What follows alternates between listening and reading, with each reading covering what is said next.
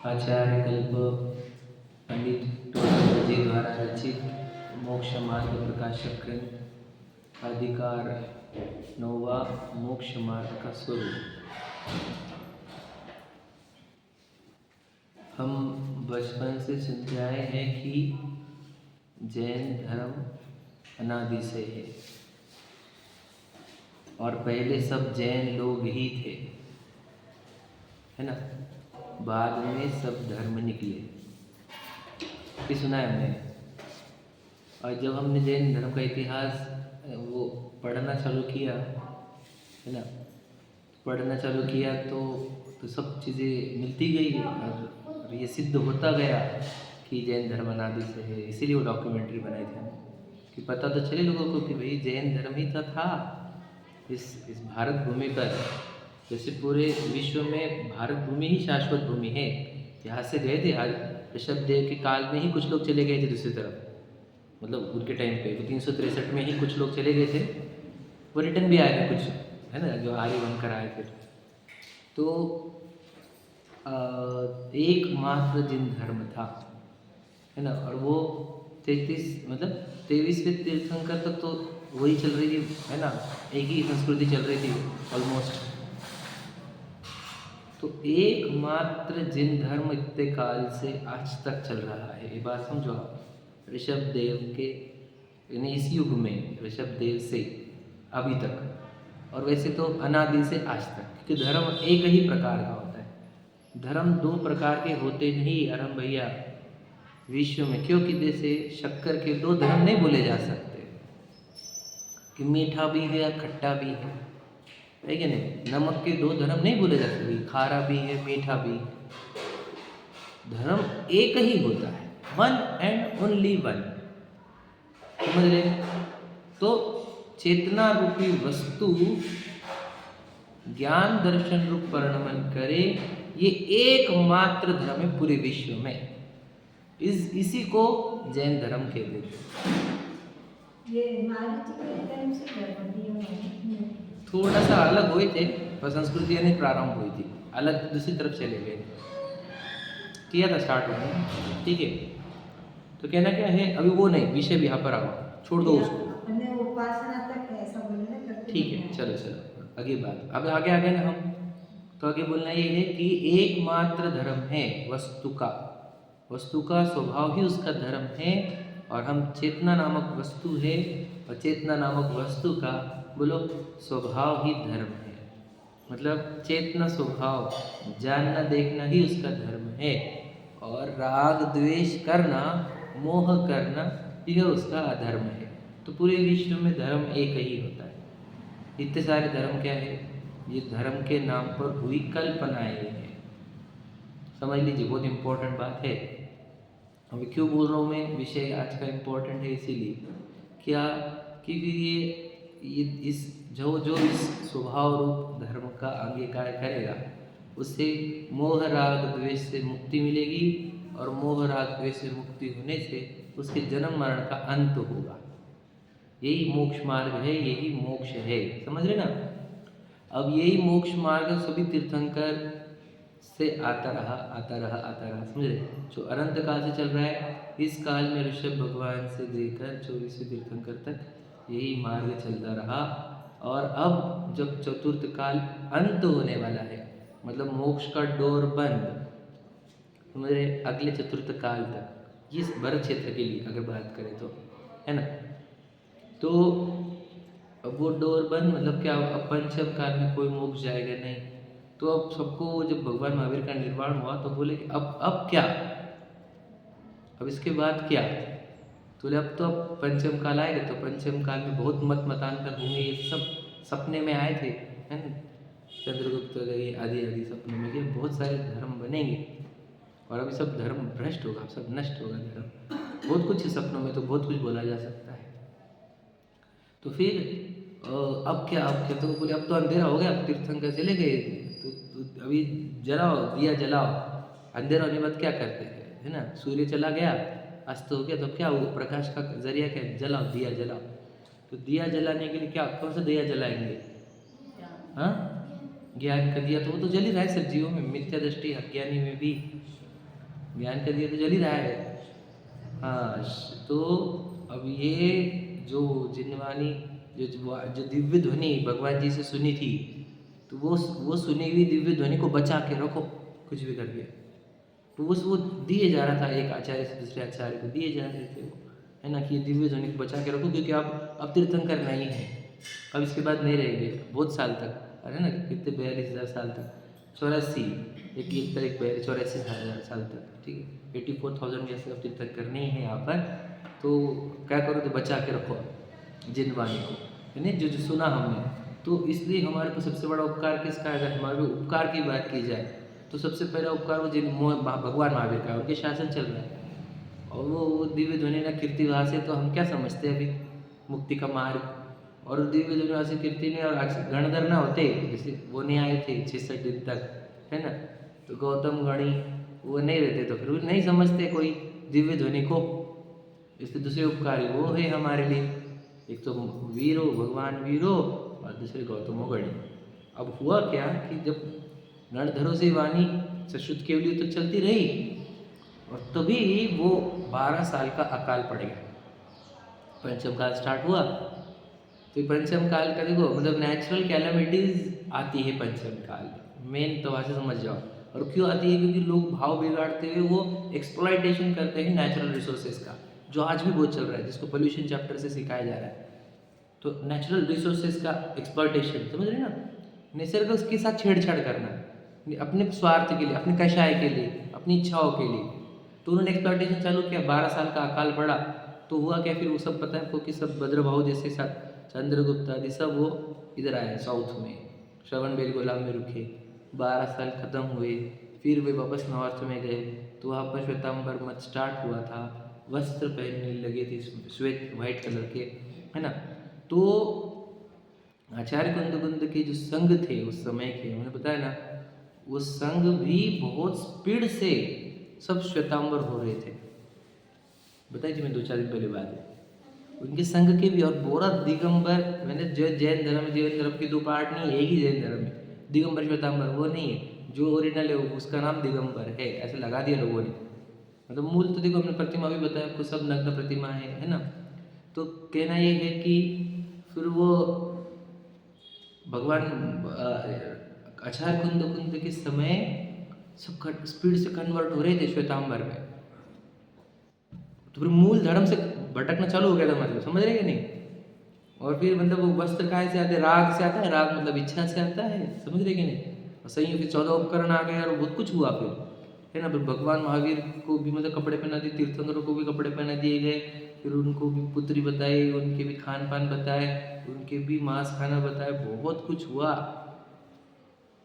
आचार्य कुंद ऐसे थे, फिर याद रखना बहुत इंपॉर्टेंट बात है। आचार्य कुंद ऐसे थे कि उन्होंने जैसे अष्टपाहुड़ में सब लिख लिया, नग्गो ही मोक्ष मग्गो, नग्नता ही मोक्ष मार्ग है। ये बहुत सुंदर वाक्य है, जैसा जिन से सुना था मैंने उनके इसमें से, नग्गो ही मोक्ष मग्गो, नग्नता ही मोक्ष मार्ग है। क्यों लिखना पड़ा? क्योंकि ये सब जा रहे थे श्वेतांबर में कन्वर्ट होकर। तो वो टाइम पे आचार्य कुंद ना होते, याद रखना, विचार करना, तो पूरे के पूरे श्वेतांबर होते आज, पूरे के पूरे हम सब सिर्फ आज। इसलिए 3 नंबर पर आचार्य कुंद को रखा गणधरों के बाद। विचार करो क्या इंपॉर्टेंस है, वो समझाना चाहता हूँ मैं। जो मूल धर्म था वो भटक रहा था ना श्वेतांबर में कन्वर्ट होकर, तो ये जो मूल धर्म है वो तो खत्म हो जाता आचार्य कुंद ना होते तो।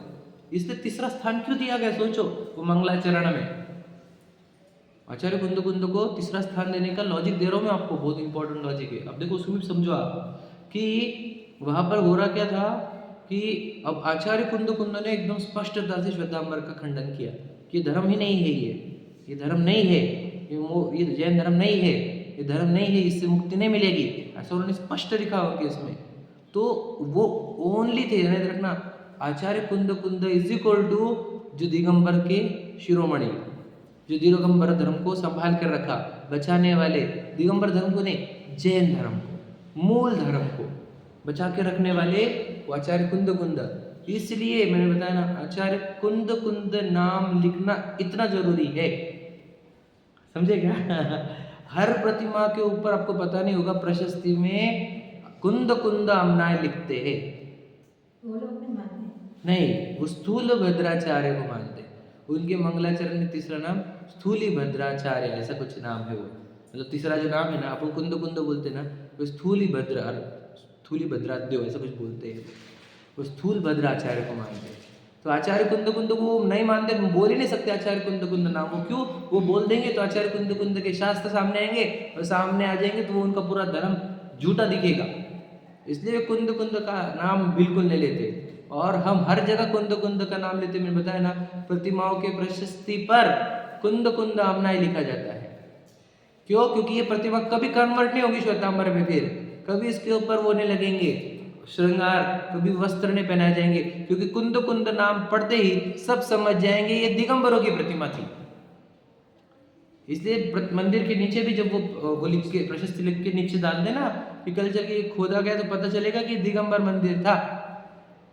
उनकी तो मिलती नहीं। तो कुंद कुंद आमनाय लिखने से, समझ लीजिए, कुंद कुंद आमनाय लिखने से क्या होता है, क्या सिद्ध होगा कि ये ओरिजिनल धर्म और ये दिगंबर धर्म।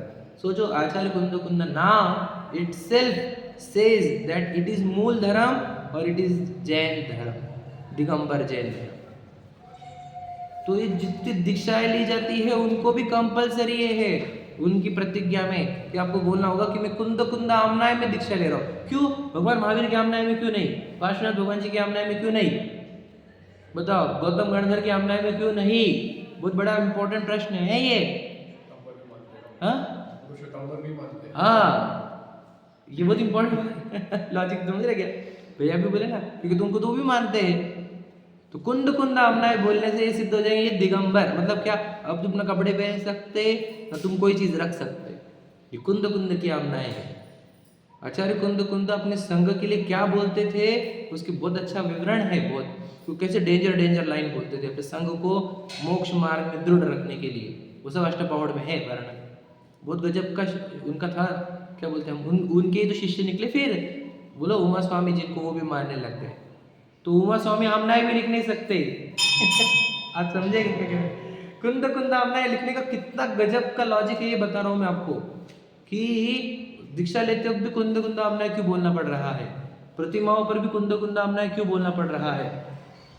और जब स्वाध्याय शुरू करते हैं तो स्वाध्याय शुरू करने के पहले एक मंगलाचरण होता है, प्रतिज्ञा रहती है, प्रतिज्ञा कि मैं परम गुरु, मतलब परम गुरु मतलब जिनेंद्र भगवान के वचन के प्रमाण से, फिर परापर गुरु ऐसा वो है, मुझे याद नहीं, मैं कभी याद ही नहीं किया वो, और याद रहता भी नहीं, संस्कृत वाला है। उसमें क्लियर कट लाइन है, कुंद कुंद आमनाय से मैं विवरण करूंगा,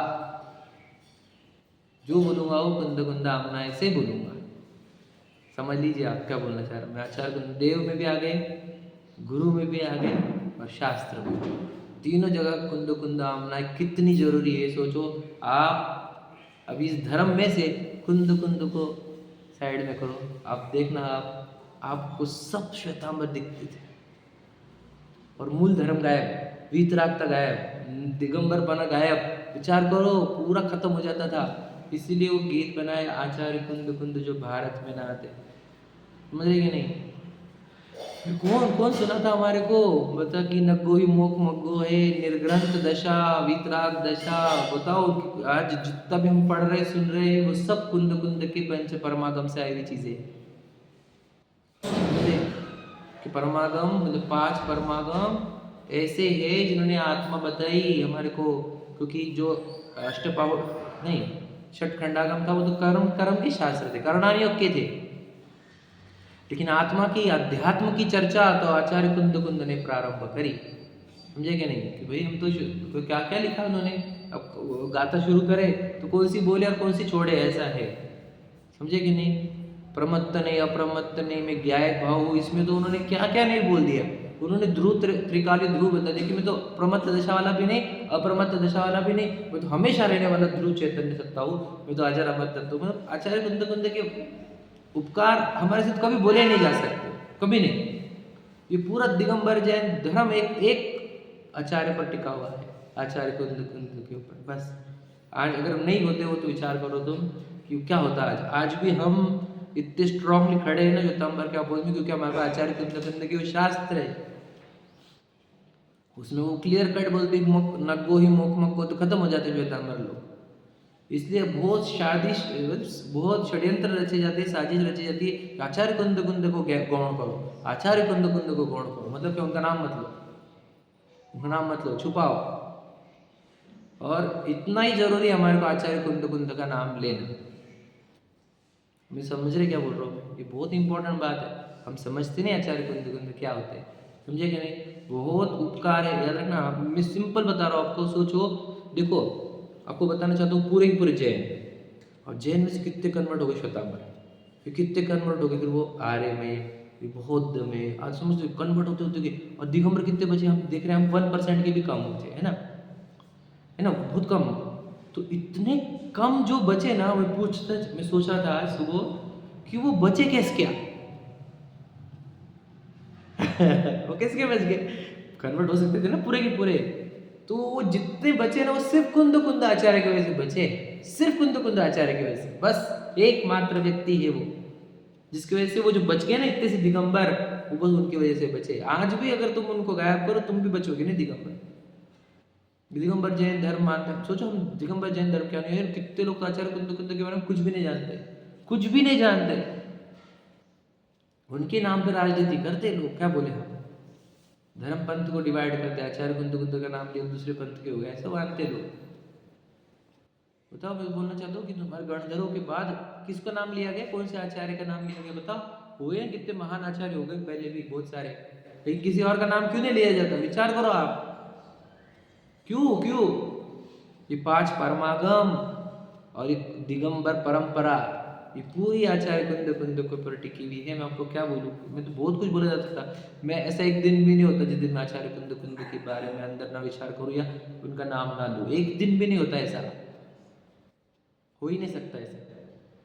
क्योंकि जो कुछ मिला, हम जब समय सार जी, जब आत्मचिंतन में समय सार जी की गाथा ही रिवाइज करते, तो आचार्य कुंद के वचन ही तो हमारे कानों पर गूंजते रहते, और क्या होता है, समझ रहे क्या नहीं? अब जिसे भी आत्मानुभूति, अब देखो मैं तो कितनी लाइन बोल सकता हूँ, कितना कुछ आज के चैप्टर में भी जो हम पढ़ने वाले हैं, उसमें भी आचार्य कुंद कुंद ना होते तो कैसे समझ सकते हैं हम? बहुत बहुत महिमा होनी चाहिए हमारे को। और सोचो, जो जी अभी मैं आपको लाइन पढ़ के बताऊंगा, ठीक है, तो आपको समझ में आएगी महिमा क्या होती है, आचार्य कुंद कुंद की महिमा क्या होती है और क्या होनी चाहिए। हम आज बताओ, हमारे को पत्नी याद आती, बच्चे याद आते, गाड़ी बंगले याद आते, आचार्य कुंद कुंद याद नहीं आते। सोचो, तुम्हारे पूर्वज भी जिनके आधार पर टिके हुए थे, हमारी पीढ़ियां,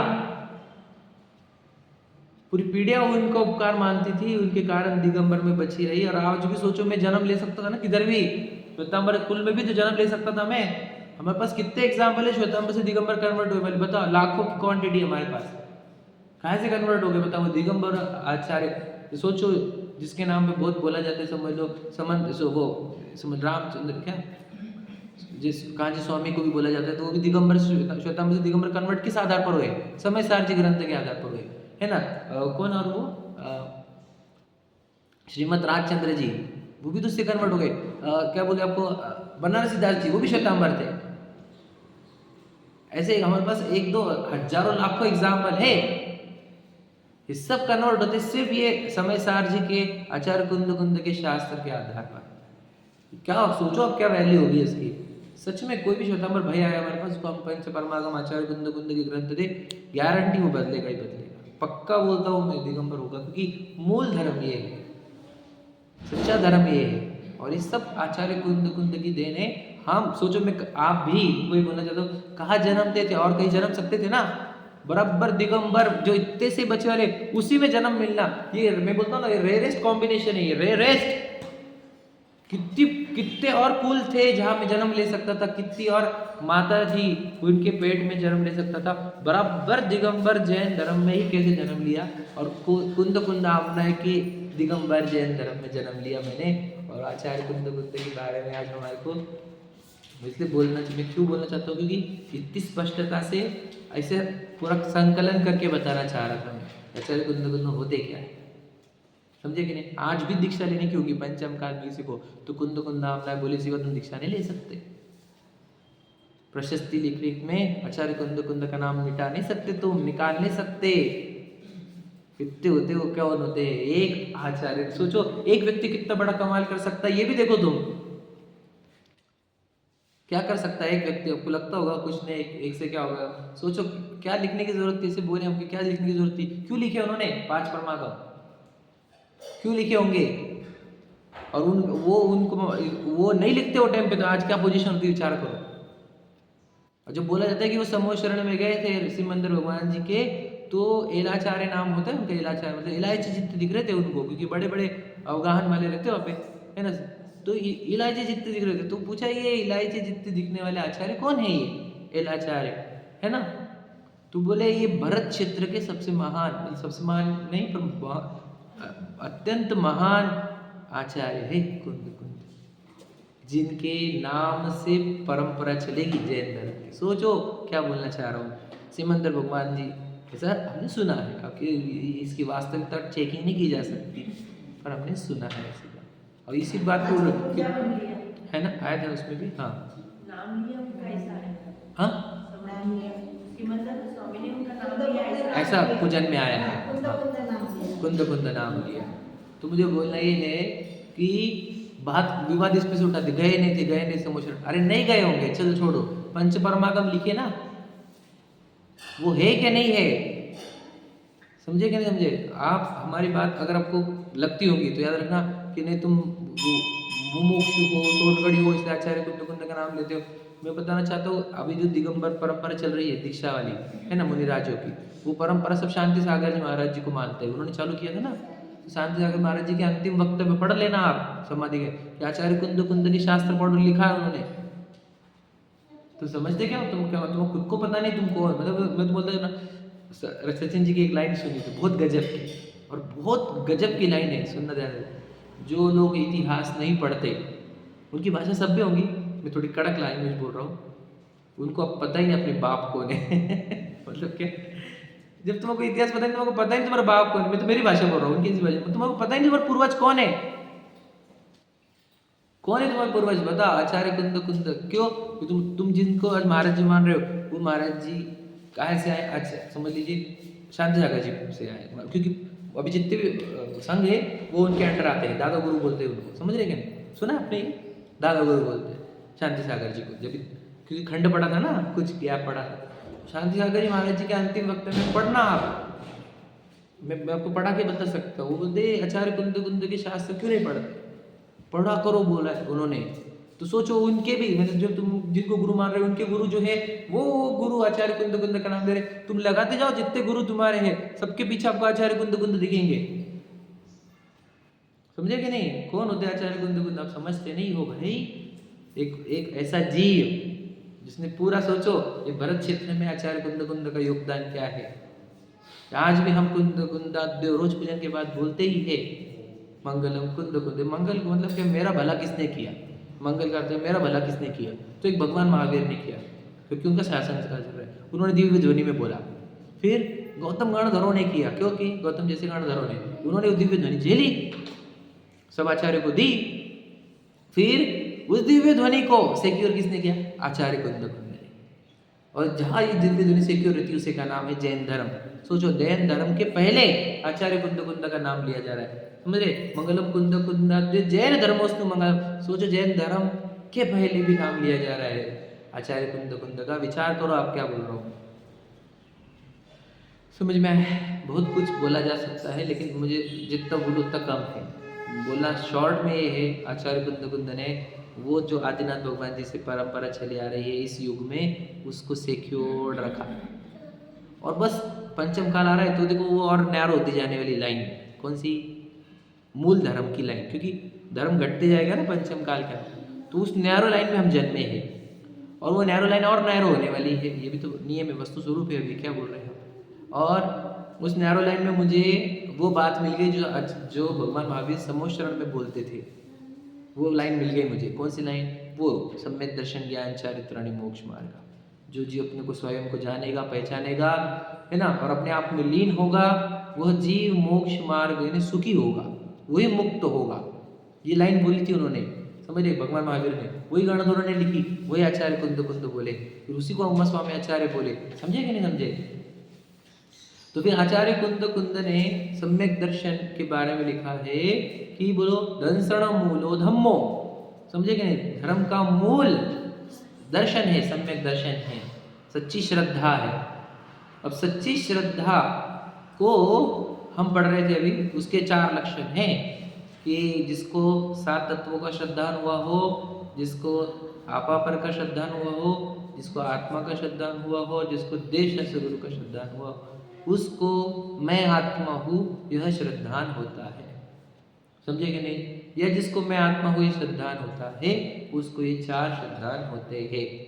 ये चारों श्रद्धान एक साथ होते हैं, लेकिन विचारों में कभी इसका विचार कभी उसका विचार, ऐसा विचार आ सकता है।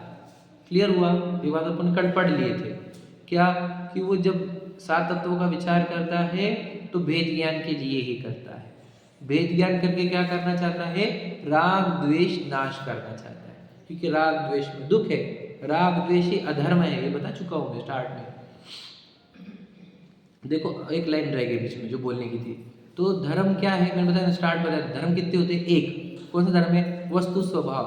समझे क्या नहीं? क्योंकि जैसे शक्कर का मीठापन धर्म है, तो जीव का ज्ञान दर्शन धर्म है, बराबर है। तो यही धर्म जो मूल धर्म था, तो आचार्य कुंद की लाइन है, बोलो कि वस्तु स्वभाव धम्मो। आचार्य कुंद के शब्द है, बताओ वस्तु का स्वभाव ही उसका धर्म है। समझ में आ रहा है क्या बोल रहा हूँ मैं? तो ये आचार्य कुंद फिर वो स्वभाव मतलब क्या? ज्ञान दर्शन रूप रहना। ज्ञान दर्शन रूप रहना मतलब राग द्वेष नहीं करना। तो राग द्वेष नहीं करना, क्योंकि राग द्वेष अधर्म है, मोह अधर्म है जीव का। समझ रहे? तो मोह राग द्वेष रूप अधर्म दूर होकर ज्ञान दर्शन चेतना रूप होना वही धर्म है। समझ रहे? तो जो जीव सम्यक दृष्टि होता है तो उसको पता चल जाता है मैं चेतना स्वरूपी आत्मा हूँ, मेरे लिए राग द्वेष करना अधर्म है और चेतना रूप रहना धर्म है। ये श्रद्धान हो जाना, ये ज्ञान हो जाना, ये है सम्यक दर्शन। समझ में आया? और फिर जब वो जो राग द्वेष बचे हुए हैं उसको नष्ट करते जाना, वो है सम्यक चारित्र। ये क्लियर हो रहा है आपको? ये तो बोल चुका बहुत बार। समझ में आया? अब मतलब पहला काम क्या करना है मुझे ज्ञान दर्शन चेतना रूप वस्तु हूँ यह पहचानना है, और राग द्वेष दूर करने हैं, ये मान्यता क्रिएट करनी है। तो समझे? मेन मान्यता क्या करनी है हमारे को? मैं चेतन स्वरूपी आत्मा हूँ। सोचो आचार्य कुंद कहते कि जो भगवान जी को द्रव्य गुण पर्याय से जानता है वो अपने आत्मा को जानता है ना, और उसका मोहनाश होता है। समझ रहे कि नहीं? ये सब आचार्य कुंद की लाइन है। हाँ वो भी आया ना। हाँ देखो, हाँ देखो, सोचो ये 80 गाथा कैसी गजब की है। तो उन्होंने बताया कि द्रव्य गुण पर्याय से देखो, तो हम खुद को द्रव्य गुण पर्याय से देख रहे हैं क्या आज? तुम जिसको मैं मान रहे हो वो द्रव्य गुण पर्याय पुद्गल की है, हाँ या नहीं? और जो जानना चल रहा है आपके अंदर वो जीव वाला है। तो जीव द्रव्य जानने देखने वाला और स्पर्श रस गंध वर्ण वाला शरीर, ऐसा जो भेद होता है यही सम्यक दर्शन है, यही भेद ज्ञान है। समझ में आ रहा है? जहाँ दो सत्ताएं, दो भिन्न भिन्न न्यारी समझ में आए वो सम्यक ज्ञान है, और मानने लगे वो सम्यक दर्शन है। समझ में आया क्या बोला मैं? दो सत्ता भिन्न भिन्न, एक चेतन सत्ता, एक जड़ सत्ता। यहाँ पर आपके साथ मेरे साथ एक जड़ सत्ता है जो दिख रही है आपको, वो जड़ सत्ता है, नौ कर्म है, और इसके भीतर चेतन सत्ता है जो जानने देखने वाली है। समझ में आया? इसका विश्वास हुआ है कि नहीं हुआ है? तो ये जब जो इसका विश्वास करेगा उसका दर्शन मुनि का नाश होगा। कल अपने पढ़े थे स्टार्ट में, दर्शन मुनि का नाश होगा। लेकिन किसी का दर्शन मुनि का नाश नहीं हुआ तो उसके क्या होता है वो पढ़ते हैं अपन। आओ 328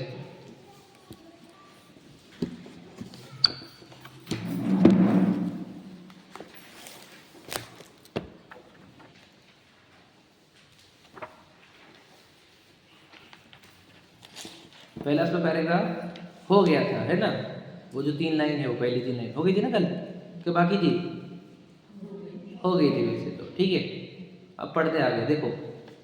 तथा जिसके मिथ्यात्व का उदय है उसके विपरीत अभिनिवेश पाया जाता है, उसके यह लक्षण आभास मात्र होते हैं। देखो इतनी लाइन पर ही मुझको ज़्यादा जोर देना है। देखो क्या बोला उन्होंने?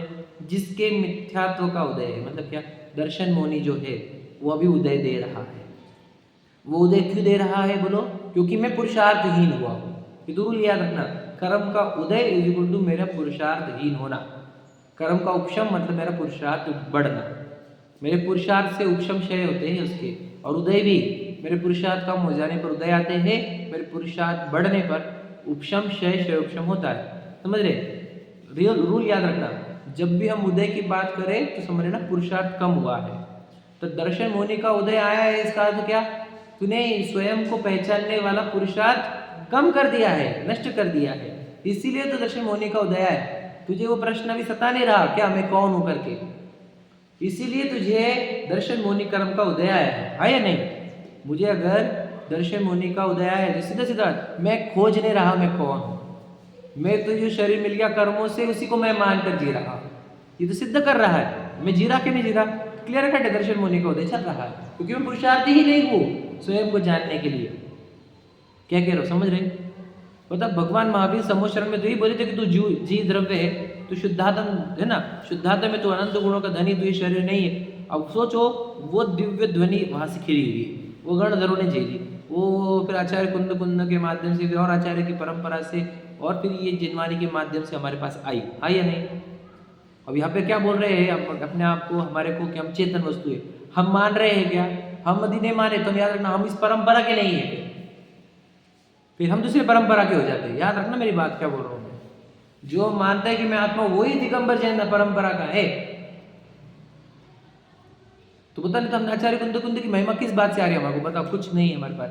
आचार्य कुंद कुंद की महिमा तब स्टार्ट होती है जब मुझे मेरा आत्मा दिख जाता है, तो पता चलता है किसकी वजह से मिला, ये आचार्य कुंद कुंद की वजह से मिला है, ये भगवान महावीर भगवान से मिला है, ये गणधरों की वजह से मिला है, तब उनकी महिमा आती है। समझ रहे कि नहीं समझे? अब हमारे को वो भेद ज्ञान ही नहीं हुआ, हमारे को पता ही नहीं चला अपनी सत्ता क्या है, तो इसलिए महिमा नहीं आती। महिमा पैसों की, परिवार की, गाड़ी बंगलों की, वही आती है हमारे को। देख लो हमारा जीवन, देख लो हमारे जीवन में हम पूरा समय किधर बर्बाद कर रहे हैं बताओ? हमको महिमा आई ही नहीं है इन चीजों की। जिनको जिनको आई उन्होंने देखो सब चीजें छोड़ी, घरदार परिवार, और इसकी महिमा में आए हैं। क्योंकि यहाँ पर मुझे जागृति आती है, मेरी सत्ता पहचानी जाती है कि मैं चेतन सत्ता हूँ भैया। यहाँ पर मेरे को मिट्टी का शरीर थोड़ी हूँ मैं, पुद्गलों की रचना है ये सब, टेम्पररी आकार है, अब भी ढेर से था हो जाता है ये मैं थोड़ी हूँ। समझ रहे कि नहीं समझ रहे? तो जहाँ दर्शन मोनि का उदय आ गया, इसका अर्थ मैं बोलो क्या हुआ पता है क्या बोलते इसको? मैंने सावधानी छोड़ दी, अलर्ट मोड से मैं बोलो आराम वाले मोड पर, विश्राम सावधान। ये बच्चों को सिखाते ना, इंग्लिश में क्या बोलते हैं इसको? हाँ, स्टैंडिंग, स्टैंड एट ईज, और दूसरा अटेंशन। हाँ, अटेंशन, स्टैंड एट ईज, ऐसा ना?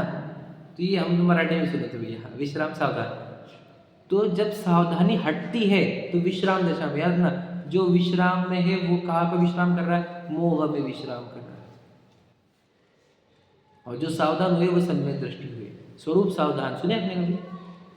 सम्यक दर्शन का और एक नाम सावधानी भी है, मैं बोला था आपको। जो हर समय जागरूक रहता है, भैया मैं शरीर नहीं, मैं चेतन स्वरूप ही हूँ, शरीर तो कर्मों का है, ऐसी जागृति बनी रहती है जिसको, उसी को सम्यक दृष्टि बोलते हैं। ऐसी सावधानी बनी रहती है, उसी को सम्यक दृष्टि बोलते हैं। वो जो चौथे से पहले में गिरता है, मतलब क्या होता है? सावधानी छूटना है, चौथे से पहले में गिरना है, समझे क्या? अब हम बताओ हम सावधान है कि नहीं? हम तो अनादि से विश्राम अवस्था में है, एक बार भी सावधान नहीं हुए।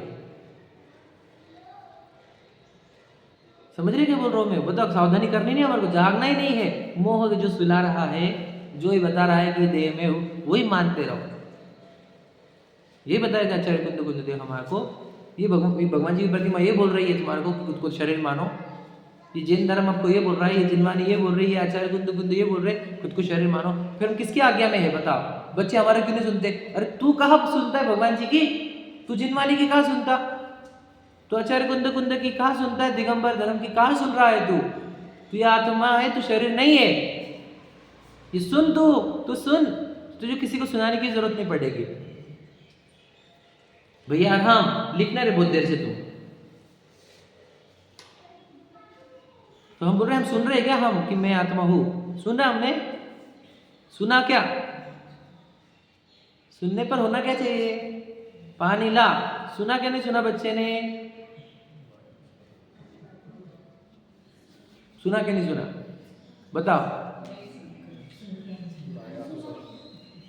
तो नहीं लाया नहीं पानी तो सुना बोलेंगे क्या हम? सुनते ही नहीं है बच्चे।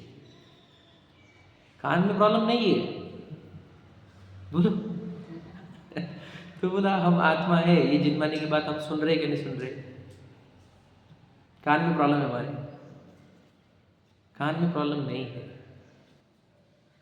सावधानी नहीं होना। क्यों? क्योंकि देखो पूरे चारों ओर वही लोग हैं, सब अपने आप को देह मानने वाले। मैं सोचो, मैं आपको बोलना चाह रहा हूँ, कितनी नैरो लाइन हो गई। कितने थे हम? पूरे भारत में हम थे, नैरो लाइन हुई। तो अब तुम्हारे चारों ओर कौन दिखेंगे? समझ गए? उन लोगों को देख देख कर, उन लोगों की कॉपी कर कर कर तुम कैसे बचे रहोगे? उनके साथ रहोगे, उनकी जैसी बातें करोगे, उनकी जीवन कॉपी करोगे तो तुम दिगंबर बचोगे थोड़ी, तुम जैन थोड़ी बचोगे।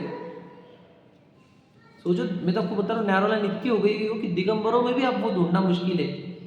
जो खुद को जैन बोल रहे हैं, दिगंबर जैन बोल रहे हैं, उनमें भी उनकी लोगों की कॉपी करोगे तुम, वो दिगंबर जैनों की भी, जो नाम से दिगंबर जैन है, वो भी तो सब मिथ्या दृष्टि घूम रहे, खुद को शरीर मान मान कर, खुद फोटो निकाल रहे, सेल्फी निकाल रहे, घूम रहे, फिर रहे, अभक्ष खा रहे, रात को खा रहे। उन लोगों की जीवन शैली कॉपी करोगे तो फिर वापस तुम्हारा कैसे पता चलेगा कि मैं आत्मा हूँ? तो बहुत नैरो मार्ग है, मतलब एकदम छोटा सा है, बहुत कम जीव निकलते हैं इसमें से, बाकी सब फंसते ही है। बहुत कम उसमें से मैं निकल सकता हूँ, आप निकल सकते हो, समझे कि नहीं? निकलना होगा तो बस कैसे निकलोगे? इन लोगों जैसे कॉपी मत करोगे, खुद को शरीर मान के जीते हैं सब लोग, ये सब भ्रम में जी रहे हैं, अज्ञानी लोग हैं ये। इनके जैसे जियो मत जियो। नहीं नहीं पैसे तो चाहिए ना, नहीं तो गाड़ी तो चाहिए ना, तो बंगले तो चाहिए ना, बच्चे तो चाहिए ना, बच्चों बड़ी, सब उनकी की बात है। आचार्य कुंद ने 11वें साल में दीक्षा ली थी, बताओ तुम क्या बात कर रहे हो? 11वें साल में दीक्षा ली थी, पत्नी बच्चों का विचार नहीं आया उनको, और 94 साल तक 96 साल तक जिए। ऐसे नहीं कि छोटी सी दीक्षा ली होगी, करीब करीब 85 साल तक, 80-85 साल तक। 40वें साल में कुछ तो भी उनकी आचार्य दीक्षा हुई थी। कितने ईयर्स में भूल गए? सिखाया था तुम्हारे बोधर भी सिखाया था। आचार्य का पद, आचार्य पद कब मिला था उनको? अंदाज मार रहे टोले है ना, वो जो मैंने बोला उसमें से 39 है क्या? किसी को याद है क्या? 49 40 के अराउंड था जितना मुझे याद है। तो सोचो उतने ही साल में तो आचार्य बन गए थे, 50-55 साल तक आचार्य थे। बड़े बड़े संघ का, सबसे बड़े संघ का टाइम, वो टाइम का सोचो, 2000 वर्ष पहले की बात है। मैं बोल रहा हूँ पत्नी बच्चों के विचार, वो तो कॉमन है ना, कॉमन है ना। अरे वो उस आचार्य कुंद को पूछो ना, अकलंग निकलंग जी को पूछो, किसको पूछना है? बहुत जन है हमारे पास दीक्षा। अरे सोचो, हम अभी सोचो नहीं, चलो तुम ब्रह्मचर्य से नहीं रह पाए, चलो शादी कर ली, अब तो कटो, अब क्या जरूरत भी नहीं तुम्हारी, काय की जरूरत है बता? अभी भी वही फंसे रहना है। देखो जो पुरानी गलती हो गई वो अलग बात है, कि हमने विवाह कर लिया, हम आचार्य कुंद जैसे 11वें साल में दीक्षा लेने वाले नहीं बने, हमने विवाह भी कर लिया, बच्चे भी हो गए, चलो जो भी है, अब तो सब घर में सब सेटल है ना, अब कौन रोक रहा है? क्यों? अब क्यों नहीं? हमें वो करना नहीं है, याद रखना। बात नहीं होगी बिल्कुल, अंतराज्ञान बोलता है, समझ में? तो इतने, अब ये पंचम काल में कौन कितने जीव मोक्ष जाएंगे? पंचम काल का तो एक भी नहीं जाता है, तो पक्का है ना। पंचम काल में धर्म कितने के पास रहेगा? बहुत कम। ये तो बस अच्छी है, कम। तो हम किससे बराबरी करें हमारी? बताओ, ये जीवन तो आंखों से क्या देख रहे हैं हम? उनको ही देख रहे हैं, वो सब मिथ्या दृष्टियों को, वो अज्ञानियों को, जो अपने आप को आत्मा जानते नहीं, जो आत्मा का बोलो क्या कर रहे हैं? अधर्म प्रकट कर रहे हैं। अधर्म में जी रहे कि नहीं? बताओ। अब ये मत समझना कि हिंदू है, मुस्लिम है, सिख है, ईसाई है, आदि आदि, वो नहीं। जो लोग अपने आप को आत्मा नहीं जानते और राग द्वेष रूप जी रहे, वे सब अधर्म में है या नहीं? वो सब अधर्म वाले लोगों से हम कॉपी कर रहे हैं जीवन हमारा, हाँ या नहीं? बताओ। मैं चेतन वस्तु ये भूल गए, जानना देखना मेरा धर्म है ये भूल गए, गाड़ी बंगले कमाना मेरा धर्म है, बच्चों को संभालना मेरा धर्म है, है कि नहीं? और ये भी धर्म है बेटा, अपने परिवार को संभालना, है कि नहीं? बच्चों को संस्कार देना, ये भी धर्म है, ये भी धर्म है, ऐसा बोलते लोग आजकल। एक ग्रुप में कल डिस्कशन चल रहा था, अरे यार धर्म की क्यों चिंता कर रहे तुम, अपने बच्चों की चिंता करो, अपने माँ बाप की चिंता करो, अपने भाई बहन की, अपने व्यापार की चिंता करो, अपने सेहत की चिंता करो, क्या को धर्म की चिंता कर रहे थे, बोल रहे थे, आर्ग्यूमेंट कर रहे थे, बहुत सारा सुना हमने थोड़ा। मैं बोलना चाह रहा हूँ कि ये तो सब अज्ञानकारी है क्या, कौन सी बड़ी बात है? बताओ, आचार्य कुंद कुंद को उनके पुत्र की शादी तो हुई नहीं, बोला फिर भी एग्जाम्पल बताओ, उनको कभी चिंता क्यों नहीं हुई चीज़ों की? उनको चिंता थी क्या कोई चीज़ की? सच बताना, ठीक है उनको कोई चिंता? खुद की आत्मा की तो चिंता थी, ये बात तो सच है। और कोई चिंता थी? क्यों लिखे पंच परमागम उन्होंने? क्यों लिखे? जिन धर्म की थी ना, ठीक है नहीं? और उनकी चिंता जायज़ थी क्या नहीं? आज हम सुन सकते थे क्या नहीं? हम सुन सकते ही नहीं थे। कहना क्या है बताओ, उन्होंने किस लिए लिखा होगा बताओ, बोला तो शास्त्र क्यों लिखे उन्होंने, ये बताओ। उन्होंने जैन धर्म को बचाना था क्या उनको? जैन धर्म मतलब कौन? वस्तु स्वभाव धर्म, मतलब क्या? चेतना, उपयोग, शुद्धोपयोग, समझ रहे? राग द्वेष से रहित ज्ञान दर्शन चेतना, तो वो बचाना था उनको, बराबर है क्या नहीं? अब हम बताओ, जैन ही तो है लेकिन चेतना गायब, राग द्वेष दूर करने वाला कंसेप्ट गायब, समझ रहे? शुद्ध चेतना वाला धर्म, कुछ समझ रहे हम? वो तो कितने साल से जैन ही हम, और हम शुद्ध चेतना वाला धर्म ही नहीं समझते। समझ रहे क्या बोल रहा हूँ मैं? शुद्ध चेतना वाला धर्म समझते हैं क्या हम? बताओ, सच बताओ। हम पूजन वाला धर्म समझते हैं, हम भक्ति वाला धर्म समझते हैं, है ना? हम विधान वाला धर्म समझते हैं, शिक्षक जी वंदना वाला धर्म समझते हैं, पढ़ना वाला धर्म समझते हैं, पढ़ाने वाला धर्म समझते हैं, शिविर वाला धर्म समझते हैं, पंच कल्याणक वाला धर्म समझते हैं, लेकिन शुद्ध चेतना वाला धर्म नहीं समझते, जो ओरिजिनल धर्म है कि नहीं? सब कितनी बड़ी दिक्कत है बताओ। तो कब कब होगा हमारे साथ ये? हम अभी भी अगर हम जागे नहीं, दर्शन मोहिनी का उदय चल कैसे रहा है हमारे जीवन में? तो जैनी होकर अगर दर्शन मोहिनी का उदय चलाना तो तुझे, तो जैनी बना क्यों तू? समझे क्या कह रहा हूँ मैं? यदि तुझे मोही मिथ्या दृष्टि ही बने रहना है तो जैन धर्म की क्या आवश्यकता है तुझे? है क्या नहीं? मुझे मोही मिथ्या दृष्टि रहना है तो फिर जैन धर्म की क्या जरूरत है? तो बहुत सारे धर्म है हमारे पास मिथ्या दृष्टि बनने के लिए। तो जैन धर्म क्या के लिए मिलता है बताओ? मोह का दूर करने के लिए, क्योंकि मोह दूर करने वाली और कौन सी प्रतिमा मिलेगी आपको? कौन से धर्म में मोह को दूर करने वाली प्रतिमा? मैं आत्मा हूं ये बताने वाली प्रतिमा और कौन सी प्रतिमा है विश्व में? अभी जिसको ये भगवान जी प्रतिमा मिल गई जो आत्मा बताती है, वो आत्मा से अपरिचित है। बताओ फिर कौन आत्मा से परिचित होगा? जो जिस धर्म में आत्मा सिखाई जाती है उस धर्म के लोग आत्मा से अपरिचित है, तो कौन सा धर्म सिखाएगा फिर आत्मा आपको? समझ रहे कि नहीं समझ रहे? तो कितनी बड़ी जिम्मेदारी है। अगर आप भी चाहते हैं अपने धर्म आगे तक जाए तो आपको सम्यक दृष्टि बनना होगा। क्लियर कट है। मैं चाहता हूँ धर्म आगे बढ़े तो मुझे एक ही काम है, मुझे सम्यक दृष्टि बनना होगा। समझ रहे कि नहीं? तो सम्यक दृष्टि से अच्छी प्रभाव न करते सुने ना आपने? मुझे खुद को तो जानना होगा कि मैं चेतना स्वरूप आत्मा हूँ और शुद्ध चेतना ही मेरा धर्म है। चेतना को शुद्ध करो अपने, राग द्वेष के मल से दूर करो उसको, है ना? राग द्वेष से मल से दूर करना वही बोलो उत्तम क्षमा है आत्मा के प्रति, जो हमारा धर्म है। क्षमा का अर्थ क्या? इसको क्षमा मांगो, उसको क्षमा मांगो, वो वाला व्यवहार है। निश्चय से अपने चेतना को राग द्वेष से दूर करना वही वास्तविक क्षमा है। हाँ या नहीं?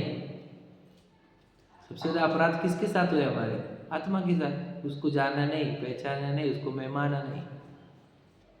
बताओ, उसी को तो चार गति में कब से भटक रहे हैं। आत्मा को कितने तड़पाया है, इसके दंड ही तो भुगत रहे हम आत्मा को तड़पाने के। और आज भी तड़पाया जा रहा है उसको, पत्नी बच्चों के कारण लेकर, है ना, उनके नाम ले लेकर वापस तड़पाया जा रहा है। समझे कि नहीं? स्तुति बेटा ड्राइंग चालू है क्या? सुनने रे, लिखा नहीं, चलो सुनना तो सही। क्या कौन है अपन?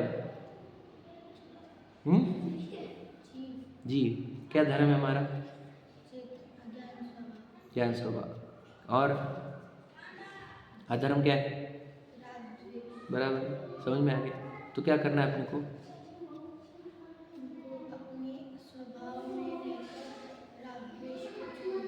हाँ, अपने अपना स्वभाव कौन सा है?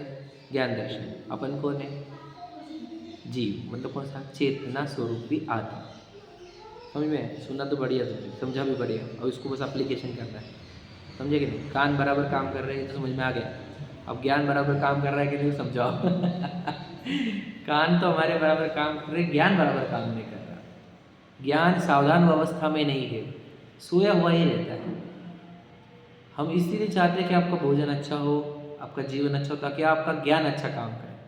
याद रखना, जितना भी हम बोले कि गरिष्ठ मत खाओ, या आलू प्याज लहसुन मत खाओ, गाजर मूली मत खाओ, सप्ते व्यसन वाले ने शराब वगैरह मत पियो। क्यों? क्योंकि तुम्हारी ज्ञान चेतना अच्छे से काम कर पाए तो वो दुनिया को अच्छे से देख पाएगी और खुद को चेक कर पाएगी कि मैं चेतना हूँ। इसलिए खान पान हमारे जो जैन धर्म के जो हमारे जो ये है, जो बोलते हैं आचरण, वो अपनी चेतना को निर्मल रखने के लिए है, ताकि चेतना निर्मल रहेगी तो वो सब कुछ सही देख पाएगी। कोई भी आचरण को उड़ाएगा तो चेतना को मलिन करेगा तो जागृति नहीं होगी चेतना की। क्या कह रहा हूँ, समझे कि नहीं? लॉजिक समझना आप। तो अपनी चेतना को निर्मल रखो, जागरूक रखो कि मैं ये शरीर नहीं, ये कर्मों ने उत्पन्न किया हुआ। देखो उसके बाल वाइट हो रहे, अरे होने देने के नहीं थे, बाल वाइट हो रहे, होने देने के नहीं, झुर्रियाँ पड़ने की नहीं देनी थी हमारे को, सब पड़ रहा है, तो क्या करो? क्या करो? बूढ़ा होता कि नहीं? मैं बूढ़े हो कि नहीं आप? नहीं, सच में मानते क्या हम? बूढ़ा शरीर तो बूढ़ा में, जवान शरीर तो जवान में, गोरा शरीर तो गोरा में, काला शरीर तो काला में। बोलो बोलो बोलो, है ना? मैं सुखी दुखी रंग करा, है ना? पुरुष शरीर तो पुरुष में, स्त्री शरीर तो शरीर में। बताओ है क्या नहीं है ये? तो इसको क्या बोलते हैं? सोया हुआ है ज्ञान। ज्ञान जागृत अवस्था में नहीं है, मोह नींद बोलते हैं इसको। नींद बोला गया, शराब बोला गया, भ्रम बोला गया। हम क्यों नहीं जागना चाहते इसमें से? मोह की नींद में से। ओ भैया, क्या कौन है अपन? अरहम। कौन है अरहम? अरहम तो हमने से नाम चुन लिया कुछ भी, तो मालूम नहीं तुम्हारा नाम नहीं तो जन्मे तो तुम। हमने डिसाइड किया कुछ तो भी नाम रखेंगे, अच्छा रखेंगे, तो नाम ले दिया, तो खुद को अरहम मानने लग गए। स्त्री हो कि पुरुष हो तुम? नहीं हो?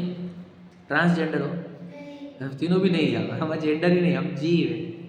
समझे कि नहीं? विचार करो। हम जो जीव है भूल जाते हैं ना, हम इसे याद कराना पड़ता है बार बार। तभी तो हम आचार्य कुंद कुंद के फॉलोअर बनेंगे, तब हम अनुयायी बनेंगे आचार्य कुंद कुंद के। जिन्होंने कहा दंसल मूलो धम्मो, जिन्होंने कहा द्रव्यगुण पर्याय से स्वयं को देखो। द्रव्यगुण पर्याय से मैं कौन हूँ बताओ? जानना मेरी पर्याय है, ज्ञान मेरा गुण है, और ज्ञायक मेरी वस्तु है। ज्ञायक मैं। समझ में आया? बोलो, तीन चीजें बोलो। बोलो मत, बोलो स्तुति, बोलो आराम। अरे अरे सोए हुए देखो, मुंह में अलग सोए वाले और मंदिर में अलग सोए वाले, डबल नींद चल रही है, 2 लेयर चल रही नींद की। बोलो दिव्यम भैया। बस समझ में आया? क्या सोए? जागो जरा थोड़ा सा, क्या ध्यान से सुना करो, अलर्ट मोड पर। वो तुम आजकल तुम कभी कभी आते थे, डांटता नहीं हो, रोज बैठोगे तो मैं पूरा पॉइंट चेक करता तुम्हारे, क्या लिख रहे तुम। कहना है जानना मेरी पर्याय है, जानते हम? मतलब गाड़ी मेरी है ही समझ में आ रहा है, जानन मेरा ये नहीं समझ रहा। कितने सोए हुए हैं बताओ। जानन जहाँ पे जितना भी चल रहा है सोचो, यहाँ पे आपको पता नहीं होगा, शरीर बैठा हुआ है और जानने का काम पूरा आप कर रहे हो। प्रभु ही पता नहीं हमारे मेरा काम कौन सा काम है। जानना काम चल रहा है ना, वो पर्याय है जो अखंड रूप से जान रही। सोचो जो जो बोला गया करीब करीब 50 मिनट है ना, और फिर वहाँ पर वो ज्ञान गुण है जिसमें से पर्याय निकल रही जानने जानने की। और ज्ञान गुण जैसे अनंत गुणों का धारक जो है वो आत्मा है, वो आपको, हम आपको सच्चाई बता रहे, और सच्चाई को स्वीकार करो, उसको झूठ। ये आचार्य कुंद कुंद का सबसे उपकार अगर चुकाना है हमारे को, तो स्वयं को जान कर आचार्य कुंद कुंद का उपकार चुकाया जाए। यदि हम स्वयं को नहीं जानेंगे तो आचार्य कुंद कुंद का सब लिखना सब व्यर्थ हो जाएगा। सोचो समय-सार ग्रंथ जो आत्मानुभूति का यानी सम्यक दर्शन का निमित्त बोला गया है, पता आपको? अत्यंत अप्रतिबद्ध जीवों को अपनी सत्ता पहचानने के लिए आचार्य कुंद कुंद लिखे, है ना, कि मैं अपनी शक्ति सामर्थ्य से तुझे एकत्व विभक्त आत्मा बताऊंगा, तू उसको ग्रहण करना, छल ग्रहण मत कर लेना। सोचो आचार्य कुंद कुंद प्रतिज्ञा लेकर हमारे को आत्मा दिखाना चाहते थे और हम देखना नहीं चाह रहे। तो आचार्य कुंद कुंद की सोचो मेहनत कैसी हो रही है। एकत्व विभक्त मतलब क्या, मैं एक ऐसा हूँ कि जो परिपूर्ण है लेकिन पर से पूरी तरह अलग हूँ। ये शरीर से भी अलग हूँ, गाड़ी बंगलों से अलग हूँ, माँ बाप भाई बहन सबसे अलग हूँ, ये समझ रहे, ये बोलने की क्रिया से भी अलग हूँ। ऐसा जानना ये है आचार्य कुंद कुंद के प्रति समर्पण। ये है आचार्य कुंद कुंद का ज्ञान जो हमने लिया। एकत्व विभक्त आत्मा बताते थे वो। एकत्व विभक्त मतलब क्या, जो अपने आप में तो परिपूर्ण है लेकिन पर से पूरी तरह अलग है, पर से कोई कनेक्शन, क्योंकि पूरी वस्तु ऐसी है, पूरी वस्तु एकत्व भावना अन्यत्व भावना वही है सब, समझे। इसलिए हम जैनी होकर भी यदि दर्शन मोहिनी का उदय हमारे को आ रहा है, इसका अर्थ हम जैनी है नहीं। हम आने कैसे दे रहे दर्शन मोहिनी का उदय, हम जागृत क्यों नहीं है, क्यों इस देह को मैं मान लेते हैं, है ना।